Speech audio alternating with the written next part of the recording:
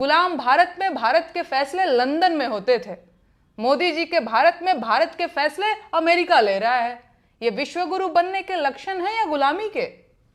दोस्तों, जैसा कि अमेरिकी राष्ट्रपति डोनाल्ड ट्रंप हर आए दिन कुछ न कुछ प्रधानमंत्री नरेंद्र मोदी को लेकर बोलते रहते हैं। अभी उन्होंने कहा कि मैं प्रधानमंत्री नरेंद्र मोदी का कैरियर खत्म नहीं करना चाहता। Modi is a great man. That he loves Trump. Now, I don't know if the word love, I don't want you to take that any different. I don't want to destroy his political career, okay? इसका क्या मतलब निकाला जाए? इसका मतलब यही है कि क्या अगर वो चाहेंगे तो क्या प्रधानमंत्री का कैरियर ख़त्म कर देंगे? इस तरह की रोज़ बयानबाजी करना डोनाल्ड ट्रंप का, लगता है कि इस देश के प्रधानमंत्री नरेंद्र मोदी खुद नहीं है, बल्कि अमेरिकी राष्ट्रपति इस देश के प्रधानमंत्री हैं।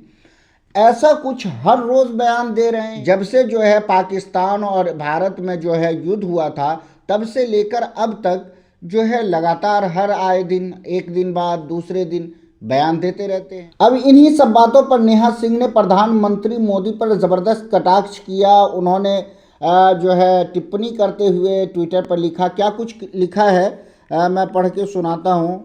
वो लिखती हैं कि क्या डोनाल्ड ट्रंप मोदी जी को ब्लैकमेल कर रहे हैं?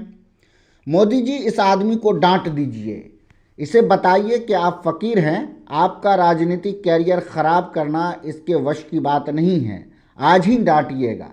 और दोस्तों उसके बाद जो है वो एक वीडियो साझा करती हैं, वो वीडियो भी मैं दिखाऊंगा, आप वीडियो देखिए। भारत किससे व्यापार करेगा, किससे तेल खरीदेगा, किससे हथियार खरीदेगा, अपने प्रोडक्ट किसे बेचेगा, ये सिर्फ और सिर्फ भारत तय कर सकता है, कोई और नहीं। और अगर भारत ये खुद तय नहीं कर रहा है तो मेरा यकीन कीजिए भारत की बागडोर गलत हाथों में है।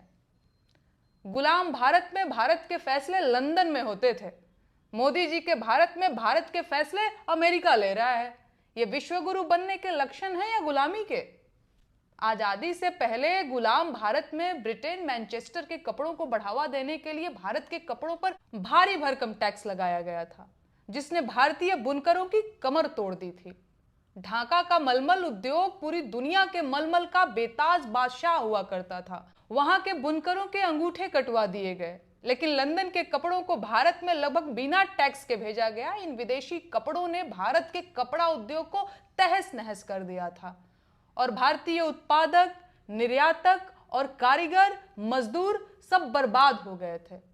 तब भारत का शासन ब्रिटेन के ही कर्मचारी चला रहे थे, तो ऐसा होना स्वाभाविक था। लेकिन आज के भारत की क्या मजबूरी है? भारतीयों के खिलाफ रची गई इस साजिश को नाकाम करने के लिए ही महात्मा गांधी को विदेशी कपड़ों की होली जलानी पड़ी थी और स्वदेशी अपनाओ का नारा देना पड़ा था। अगर हमने अपने इतिहास से कुछ भी सीखा होता तो आज अमेरिका ब्रिटेन की तरह भारत के व्यापारिक फैसले नहीं ले रहा होता। लेकिन हमारा दुर्भाग्य देखिए कि हमने अपने इतिहास से गांधी और नेहरू जी की आलोचना के अलावा कुछ नहीं सीखा। क्या आज के भाजपा नेता और केंद्र सरकार में मंत्री बने बैठे लोग जो सिर्फ और सिर्फ विदेशी गाड़ियां, चश्मे, कपड़े और हर एक चीज विदेशी ही इस्तेमाल करते हैं, क्या वो इस देश को अमेरिकी दादागिरी से निजात दिलवा पाएंगे? सच ये है कि उनमें ऐसा करने की न इच्छा है न क्षमता। देश की सरकार अमेरिका के आगे बेबस और लाचार दिख रही है, जिसे नकारा नहीं जा सकता। लेकिन हर बार की तरह इस बार भी देश की बर्बादी की ओर बढ़े इस कदम को भी अंधभक्त मास्टर स्ट्रोक बताएंगे। गोदी मीडिया ज्यादा टैक्स देने के फायदे बताएगा, अपने देश के उत्पादों के एक्सपोर्ट न होने की वजहें बताएगा और इस देश की लुटी पिटी जनता के सिर पर इसका ठीकरा फोड़ दिया जाएगा। देश में शायद ही ऐसा कुछ बचा है जो खतरे में नहीं है। तो दोस्तों, क्या लगता है कि जिस तरीके से अमेरिकी राष्ट्रपति लगातार प्रधानमंत्री मोदी के ऊपर कभी कुछ टिप्पणी करना, कभी कहते हैं मैं वार रोकवा दिया, कभी कुछ कहते हैं कि मेरे अच्छे मित्र हैं, इस तरह के रोज़ जो है ओछी टिप्पणी करना, क्या लगता है दोस्तों? क्या प्रधानमंत्री डरे हुए हैं या कुछ जो है छिपाया जा रहा है देश से? इसलिए कि जो अभी ट्रेड डील हुई है अमेरिका और भारत के बीच, ये डील इस तरह है जिसके बारे में यही कहा जा सकता है कि ये डील जो है भारत के किसानों की आत्महत्या का जो है ये डील है। दोस्तों, इस सब मुद्दे पर आप किस तरह से देखते हैं, कमेंट करके ज़रूर बताएं।